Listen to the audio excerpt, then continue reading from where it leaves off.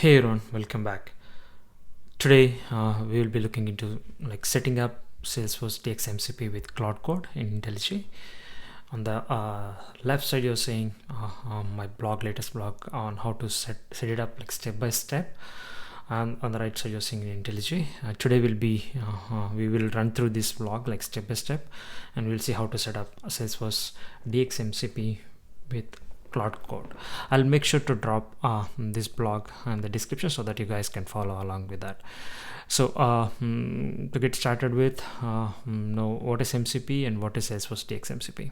In a simpler terms, MCP is like kind of a USB to connect LLMs with different source systems. And yes, Salesforce did release a recent MCP on Salesforce DX, so which helps us to connect with Salesforce Arcs using this MCP and make a lot of analysis, and you can deploy, you can query, and you can develop LWCs and classes or configurations, and you can even design a lot of things using this. Right? We will see in action with the practical examples. Right, so this is all about MCP over here. Yeah, so there are some prerequisites for this kind of setup.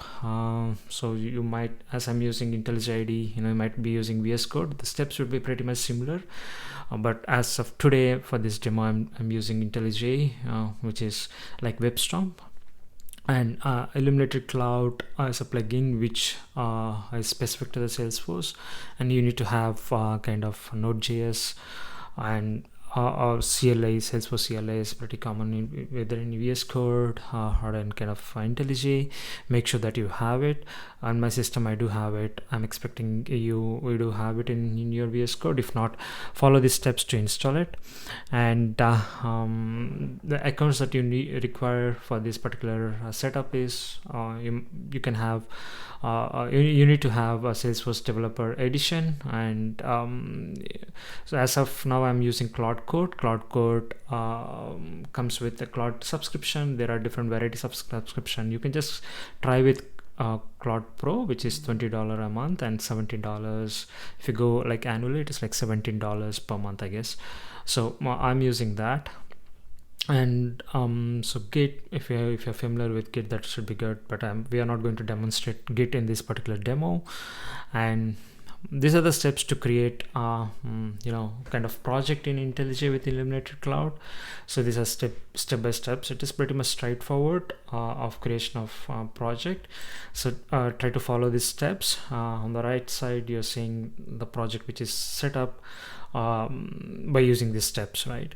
So follow these steps. It should be pretty much straightforward. And you need to configure your a project with your org, the one which you have Developer Edition.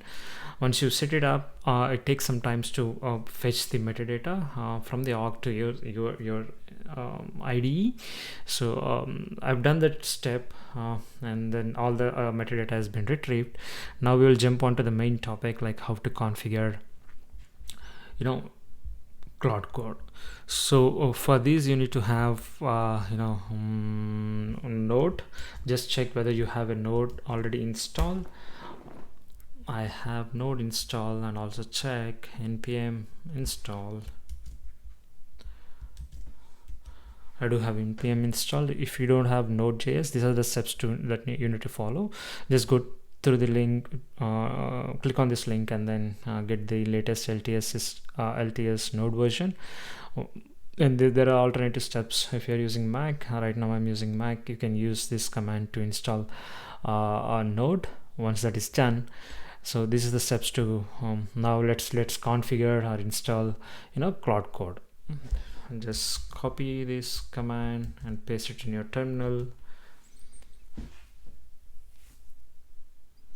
Claude Code is installed. Now let's make sure that it's installed or not, right? So open up new terminal, and then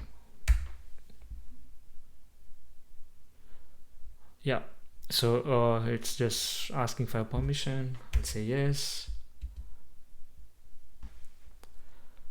Perfect. now it looks like it's installed. When it says like welcome to Claude Code, which means that it's successfully installed. So as I have configured my subscription already, so you probably might get another screen to log into your pro account and then authenticate it. That would be the next step. Once you click on that, it will be redirected to your browser, and then you need to select your respective Claude subscription pro account, and then again that will be authenticated and you'll be landed over here. This is a success message that you'll be seeing after that. Now the very important step after you initiate Claude in your project is to use init. I'll quickly run through the commands which Claude has pre-configured. So the pretty much basic commands are like exit, clear, init, and the commands which you're looking at on my screen is from a different framework, which is a Super Claude. That's a different package which helps us to do more with Claude Code. For now, let's concentrate more on the commands which comes with the Claude Code by default. So we'll just go with init. So basically init helps Claude Code to understand the current project structure, and it prepares a claude.md file with all the important details for it to understand when you're communicating with the Claude. It has that greater context with the project level, as well as it has main points or main instructions with the claude.md file. Now I've executed it. It's just running through all my project files and understanding what is this project about and what is the critical elements which are in it. Now let's see. Yeah, so it's understanding all the project steps within it. Let's wait for a couple of minutes.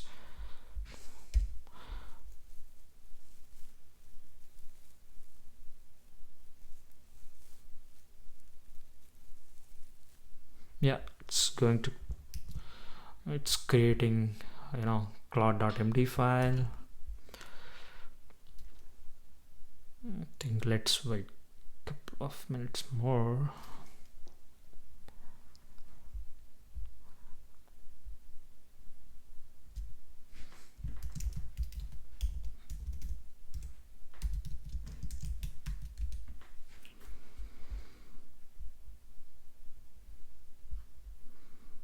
Perfect. Looks like it has created it. Now let's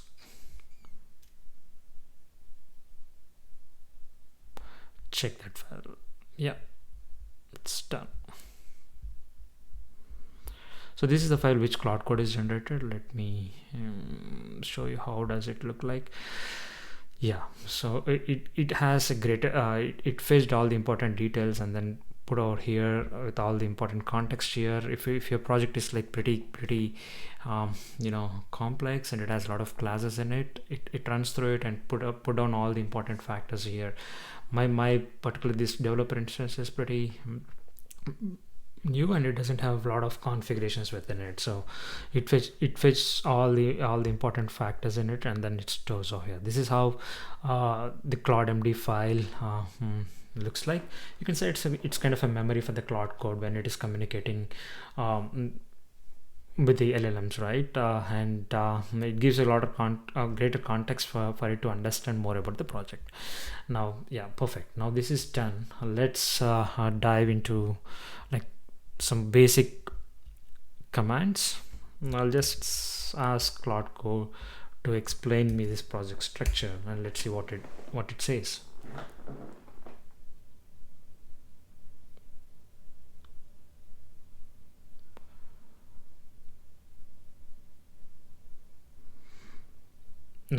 It's trying to analyze what it is. The tokens which you're looking at there is like the tokens which is consumed for this particular prompt.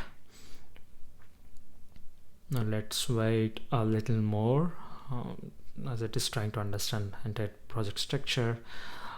Perfect. Now it did went through all the project structures and it has some insights on it and what kind of components it has, and it does looked at all my classes.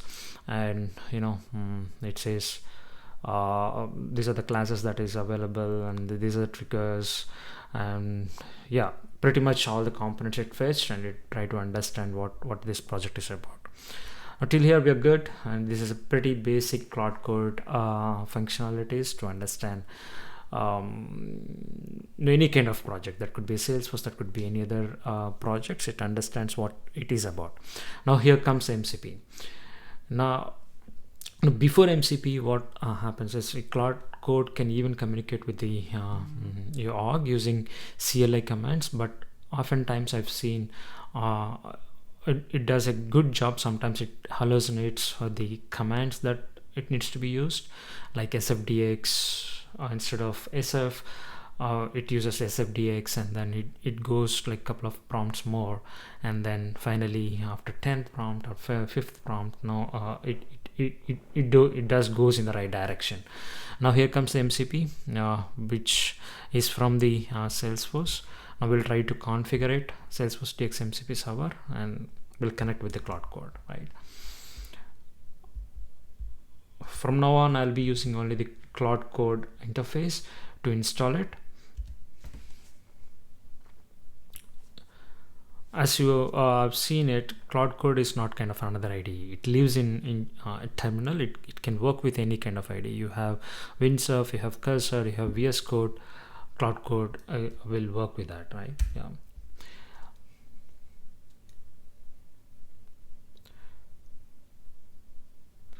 The beauty of Claude Code is you can run it like in full agentic mode by passing kind of permissions from the user, and then you can also make it kind of very human in loop. When it is trying to create or delete something, it asks you permission whether it is okay to create, or it tells you the plan what it is going to do. That is the beauty of it. And when it is doing something, it tells what it is doing, like to do items. I'll show you in some time once this is configured. It's trying to install the MCP.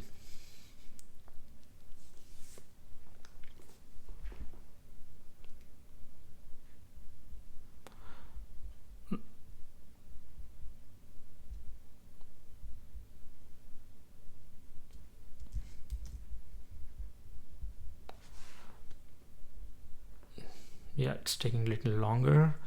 Meanwhile, I'll copy paste the next prompt. So this prompt is about configuring Salesforce DX MCP with Claude Code.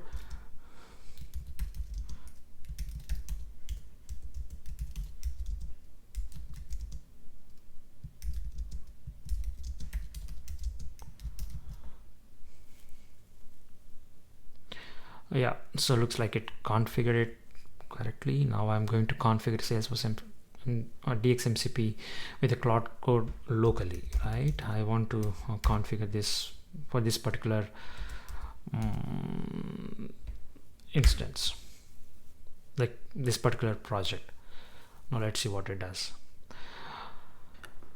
Yeah, after executing that command, it does create the configuration between Salesforce DX MCP with Claude Code. So this is the file the Claude Code created, which has the configuration of Salesforce DX MCP with Claude Code, right?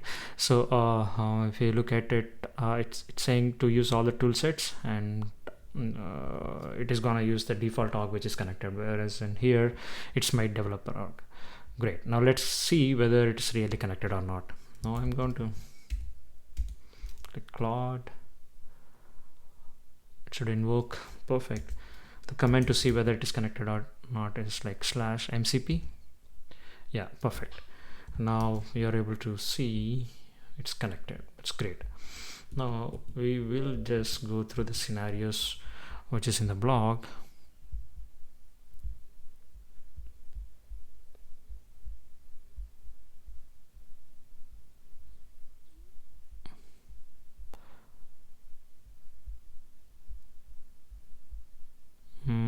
Yeah, so we are here.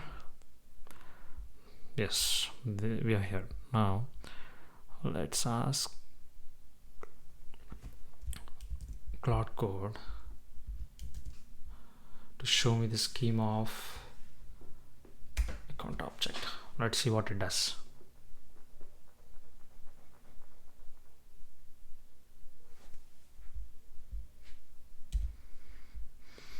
If you see here, it started using Salesforce DX MCP, and let's see.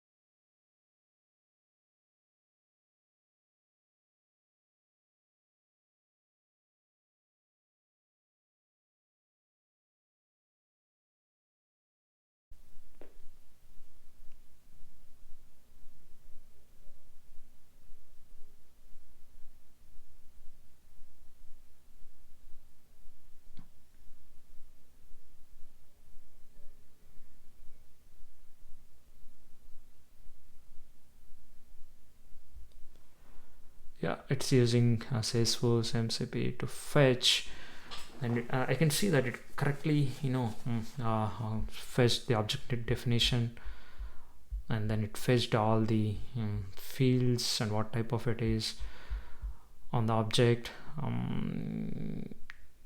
Pretty good manner. That's great, right?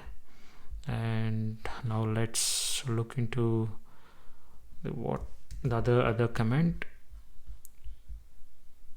the other prompt. I'm sorry. So it's like understanding about the Apex classes. What Apex classes do I have in this org? So my expectation is that it fetches all the list of Apex classes in this specific org. Pretty interesting to see. If you see it here, it is using like query tool to fetch the particular metadata from the org which is connected to my org, and then it's using tooling API to fetch it, right? So it's great. It's not hallucinating. It knows what it needs to do. Let's see how it is gonna fetch.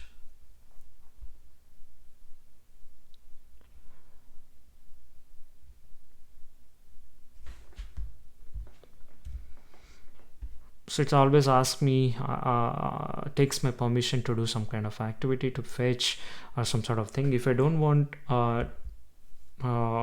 this kind of like asking permissions and approve, I can make it as an autonomous, like automatic. I can just say yes. It goes and full engine tick on that particular permissions. It doesn't ask me to approve it for the next time for that particular action.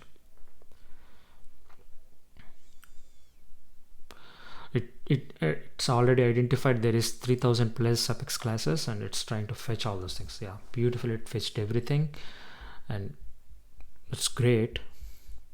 And now let's try to understand the querying capabilities, right? Query the last 5 opportunities created. Let's see what it's gonna do.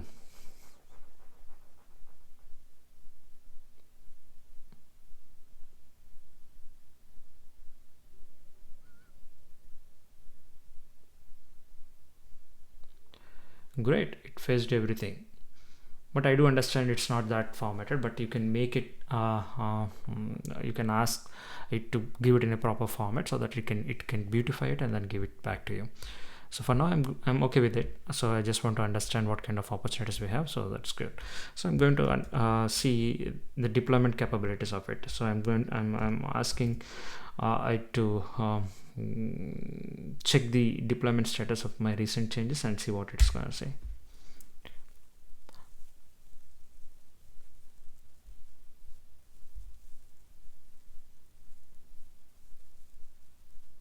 It's again using the MCP, which is good. That is what our expectation is. Great. Yeah, I didn't do any kind of deployments on this particular org in the recent times. My expectation is it doesn't show other recent ones, but let's see. I'm pretty much interested to see what it shows.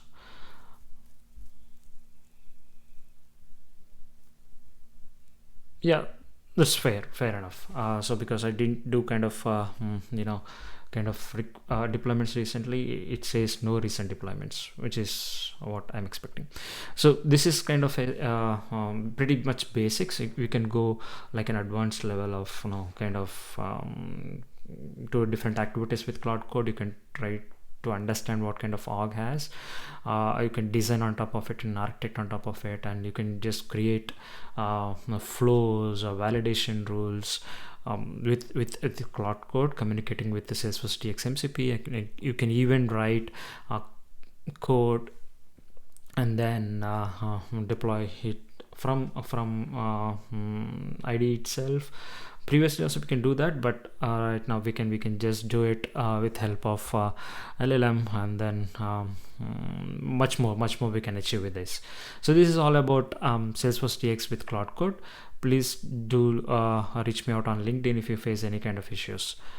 Thanks once again. If you like the content, please subscribe, like. You'll be getting more this kind of information going forward. Thank you.